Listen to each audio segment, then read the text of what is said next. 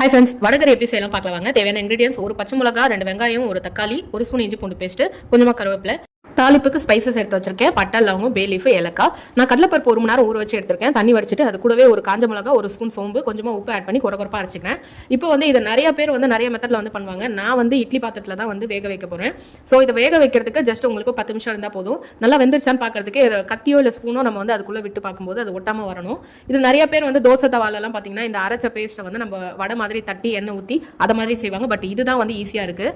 Next இதை ஒரு பிளேட்ல ஷிஃப்ட் பண்ணிட்டு நல்லா ஆறுனதுக்கு அப்புறம் நம்ம கையால உடச்சு விட்டுக்கலாம். நான் இன்னைக்கு குக்கர்ல தான் செய்ய போறேன். குக்கர்ல 3 ஸ்பூன் எண்ணெய் ஊத்திட்டு நம்ம எடுத்து வச்சிருக்க ஸ்பைசஸ்லாம் ஆட் பண்ணிட்டு 1 ஸ்பூன் நான் பெருஞ்சீரகம் ஆட் பண்ணிட்டு அதெல்லாம் பொரிஞ்சதுக்கு அப்புறம் நம்ம கட் பண்ணி வச்சிருக்க வெங்காயமும் பச்சை மிளகாய் இதில் போட்டு நல்லா வதக்கிக்கிறேன். வெங்காயம் வதங்கினதுக்கு அப்புறம் நம்ம எடுத்து வச்சிருக்க தக்காளியும் கருவேப்பிலையும் இதில் ஆட் பண்ணி நல்லா வதக்கிக்கிறேன். நெக்ஸ்ட் 1 ஸ்பூன் இஞ்சி பூண்டு பேஸ்ட் இது கூடவே ஆட் பண்ணிட்டு அடி பிடிக்காம நல்லா வதக்கிக்கலாம். இதுல இருந்து எண்ணெய் பிரிஞ்சு வந்ததுக்கு அப்புறம் நான் 1 ஸ்பூன் குழம்பு மிளகாத்தூள் இதில் ஆட் பண்றேன். நெக்ஸ்ட் மஞ்சத்தூள் உப்பு நான் ஆட் பண்ணிக்கிறேன். இது நல்லா ஒரு 5 மினிட்ஸ் வதக்கிட்டு 1.5 கிளாஸ் தண்ணி நான் ஆட் பண்ணிக்கிறேன். உங்களுக்கு வடகரி தண்ணியா வேணும்னா நீங்க இன்னும் கூட தண்ணி ஆட் பண்ணலாம். இல்ல கெட்டியா தான் வேணும்னா இந்த லெவலுக்கே போதும் உங்களுக்கு.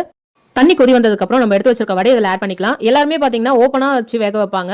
ஸோ நான் இன்னைக்கு ப்ரெஷர் குக்கரில் 2 விசில் வைக்க போறேன். ஸோ ஹை ஃப்ளேமில் வச்சு நம்ம லிட்டை க்ளோஸ் பண்ணிட்டு 2 விசில் வர வரைக்கும் வெயிட் பண்ணலாம். 2 விசில் வந்ததுக்கு அப்புறம் ஓப்பன் பண்ணி பார்த்தா நம்மளோட வடகரி ரெடி ஆயிடுச்சு. கொத்தமல்லி தழை தூவி நம்ம சர்வ் பண்ணலாம். இதை நம்ம இட்லி தோசை சப்பாத்தி கூட வச்சு சாப்பிடலாம். ட்ரை பண்ணி பார்த்துட்டு எப்படி இருக்குன்னு கமெண்ட் பண்ணுங்க.